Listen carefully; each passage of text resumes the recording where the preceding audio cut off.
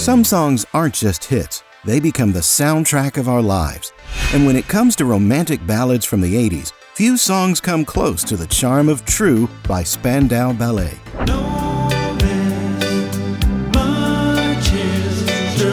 With its smooth and sophisticated sound, True takes us on a nostalgic journey. But what many don't know is that this song was inspired by Gary Kemp's experience with unrequited love, as he sought to capture the elegance of icons like Marvin Gaye and Al Green in a pop ballad. The result was an immortal classic, still echoing today in covers, samples, and soundtracks around the world. Even without Duran Duran's commercial impact or Boy George's flamboyance, Spandau Ballet made a unique mark on the 80s, becoming one of the most successful bands of the New Romantics era, with 25 million albums sold.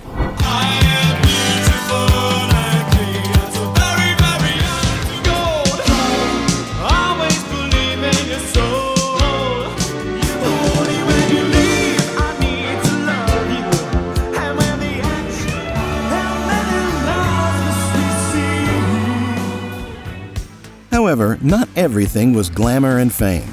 Behind the success, the band's story is marked by challenges and controversies. The name Spandau Ballet, for example, comes from a dark reference to World War II, far from any romance. At the peak of their success, the band members faced ego clashes, money disputes, and even a bitter legal battle in the 90s, which separated them for nearly 2 decades. Now, the question remains: how did 5 guys from London's underground scene become pop stars, only to find themselves caught in ego clashes and money disputes? What is the real story behind the band's name and the success of True? That's what we're going to uncover now. If you enjoyed this video, give it a like and subscribe to the channel. We're almost hitting 15,000 subscribers, and your support is crucial. Now, tell me in the comments, what's your favorite Spandau Ballet song? Even though they were very young, the guys from Spandau Ballet had already accumulated almost 5 years of experience in school bands before releasing their first album in March 1981. It all started at a school in Islington, where the guitarist Gary Kemp, the lead singer Tony Hadley, the saxophonist Steve Norman, and the drummer John Keeble formed the band Roots. Over time, they changed their name from The Cut to The Makers. And in 1978, with the addition of the bassist Martin Kemp, Gary's younger brother, they became known as the Gentry. In the beginning, they felt lonely and discouraged because they still didn't have a record deal, which was their dream. Their luck began to change when a friend, Steve Dagger, who would soon become their manager, suggested a solution.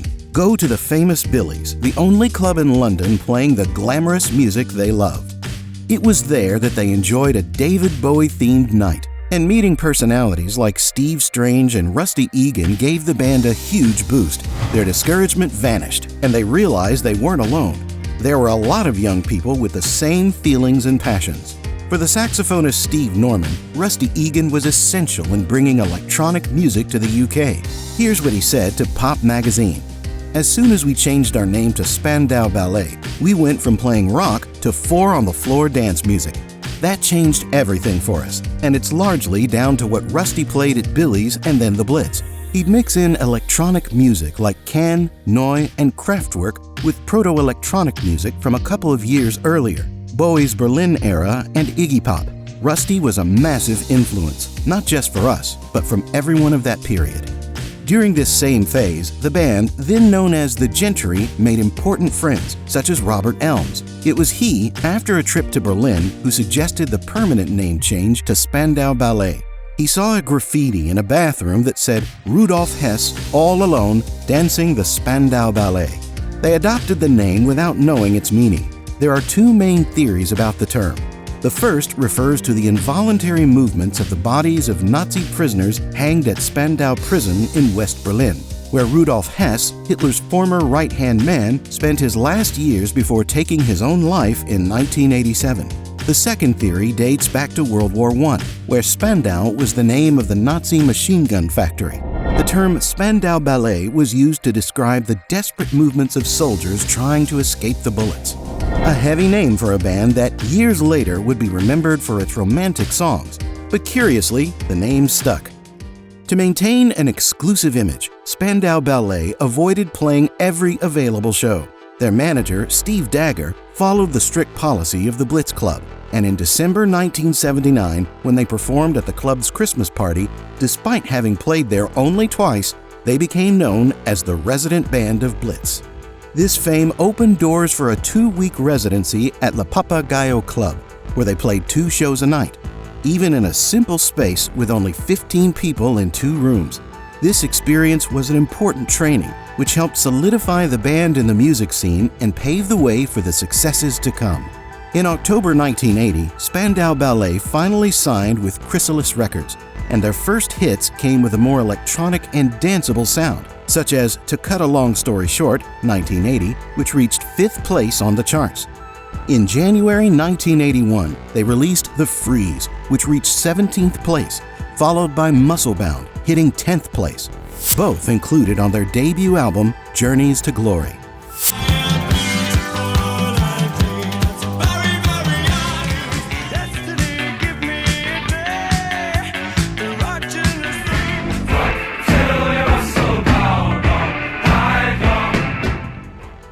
In early 1981, Spandau Ballet had their big moment on TV by appearing on the famous music show Top of the Pops, a game-changer for any British band.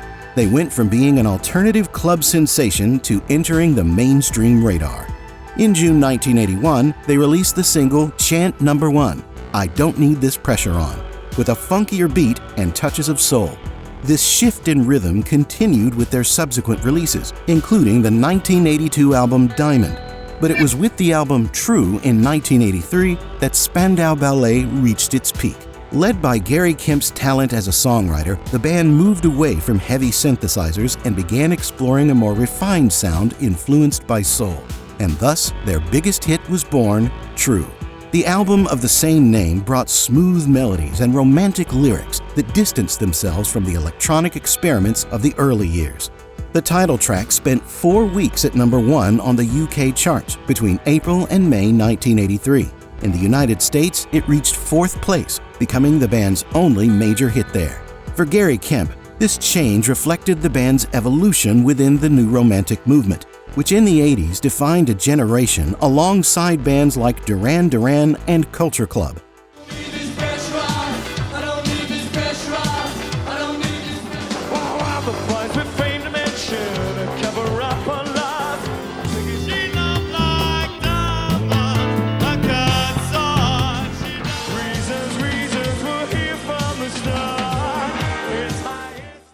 Every great hit has a story, and True was no exception. For Gary Kemp, this song came from an intense mix of feelings and inspirations that marked his youth. He was still living at his parents' house when he wrote it, and as a working-class young man, he never imagined leaving home before getting married. But the true inspiration came from a platonic crush on Claire Grogan, the lead singer of Altered Images. In an interview with The Guardian, Gary said, "I was infatuated with Claire Grogan, the Altered Images singer and star of Gregory's Girl. I met her on Top of the Pops and, at one point, traveled up to Scotland to have tea with her and her mom and dad. Although my feelings were unrequited and the relationship was platonic, it was enough to trigger a song, True, which became the name of our 1983 album, too. True reflects the difficulty of expressing deep feelings when writing a love song. That's why one of the most striking lines is, "Why do I find it hard to write the next line?" A question that carries the entire internal struggle of trying to translate emotion into words. Many parts of the lyrics hide coded messages for Claire. For example, Take Your Seaside Arms was inspired by Lolita by Vladimir Nabokov, a book that Claire had gifted to Gary. But in the end, True transcends this personal story and becomes a song about the songwriter's own view of love. Another powerful reference is the line, "Listening to Marvin all night long." Here, Gary and the saxophonist Steve Norman express their admiration for Marvin Gaye, the symbol of soul, a genre that, for them, represented dance, fashion, and pleasure, in contrast to rock, which many critics associated with the feelings of suffering and melancholy. By mentioning Marvin Gaye, Gary positions Spandau Ballet firmly within London soul culture. This shift in musical approach also reflected an internal transformation within the band. After several appearances on the Top of the Pops show, Spandau Ballet realized they no longer wanted to be seen as just an underground cult band. They were selling records worldwide, and their next album needed to be more pop. That's how they decided to record in the Bahamas, at the famous Compass Point Studios, where many great soul albums were produced. Musically, the inspiration for True came from Let's Stay Together by Al Green.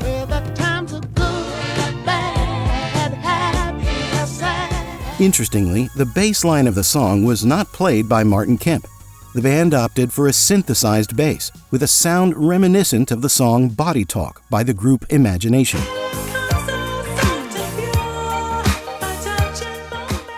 And when the song was played in the studio for the first time, something surprising happened. The entire technical crew and the roadies started singing along. It was at that moment they knew they had a major hit on their hands. After the success of True, the single Gold took the band back into the UK Top 10, reaching second place, although it only reached 29th in the US. The third American single, Communication, failed to take off in the spring of 1984, signaling the beginning of a commercial decline. Still in 1984, Only When You Leave from the album Parade reached number 3 in the UK, but only 34 in the US. That was the band's last American hit. In 1985, Spandau Ballet reached the point of suing their record label Chrysalis for lack of promotional support in the US, a case that was resolved in 1986. Following this, they switched to a new label, CBS Columbia, and released Through the Barricades. The title track reached the UK Top 10, and How Many Lies became their last hit in the Top 40. In 1989, the release of the album Heart Like a Sky was weak. Tony Hadley hated this album. During the recording, he faced anxiety and insomnia and doubted the success of the songs, which affected his mental health. To make matters worse, Gary and Martin Kemp got involved in the production of the film The Craze in the middle of the recordings, causing interruptions and increasing tensions within the band. Gary also demanded separate credit for the production and stopped paying royalties to the other members, which resulted in financial disagreements and made everyone even more frustrated with the album. Spandau Ballet quietly broke up, bringing an end to an era filled with successes but also marked by resentments.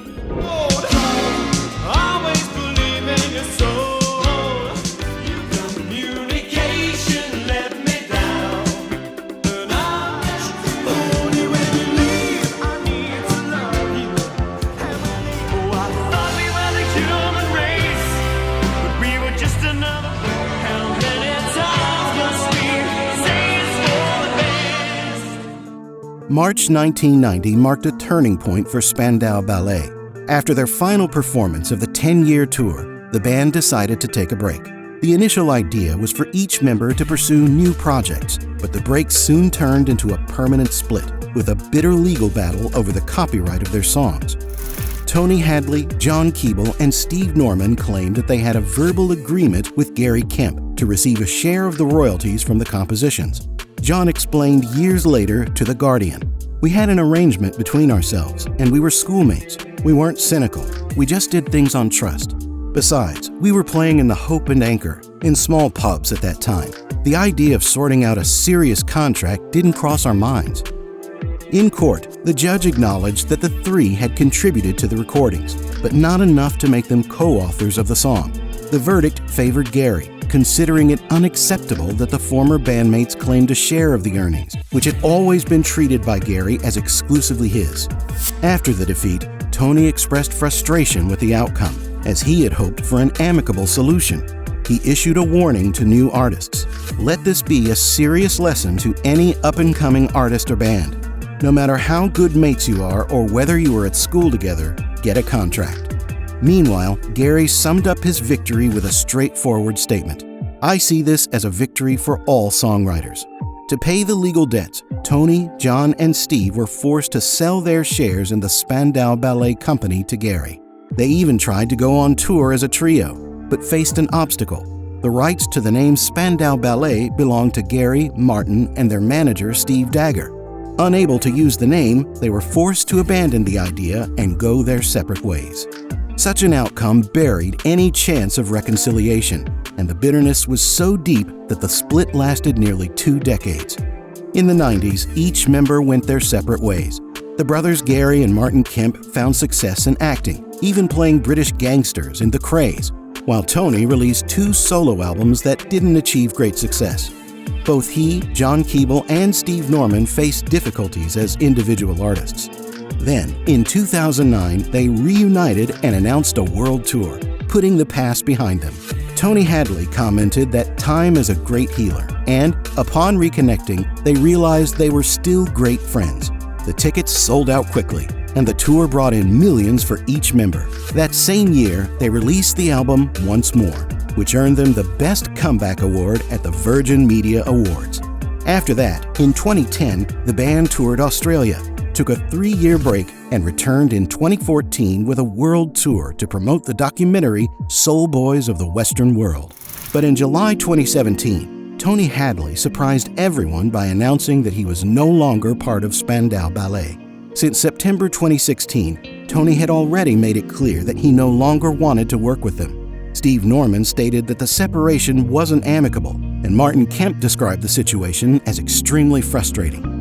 Tony, for his part, said he wasn't interested in dedicating himself full-time to Spandau Ballet, and his idea of reuniting occasionally, like some other bands do, was rejected. In June 2018, after a lengthy audition process, the band introduced their new vocalist, Ross William Wilde, 30 years old. However, in May 2019, Ross announced on social media that he had left the band. Tony Hadley stated that he has no interest in returning as the lead singer, saying he is done with Spandau Ballet and prefers to follow his own happiness. Martin Kemp also commented that although he is open to the idea of a reunion, the old egos and arguments make everything very complicated. According to him, when Spandau Ballet is together, they are great friends, but apart, things don't work. Getting everyone back together remains a huge challenge. If you enjoyed today's content, don't forget to subscribe to the channel, leave a like, comment. Also, feel free to share the video so it can reach more people. I'll be back next week with another video about nostalgic stories from the world of music.